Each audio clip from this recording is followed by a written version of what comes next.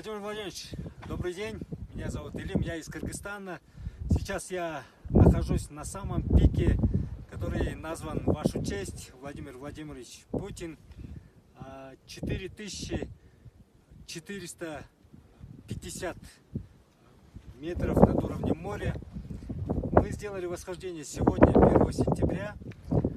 Вот здесь всегда постоянно есть кыргызский флаг. Вот здесь флагшток есть, российский триколор. Владимир Владимирович, здесь не так часто бывают люди, но раз так получилось,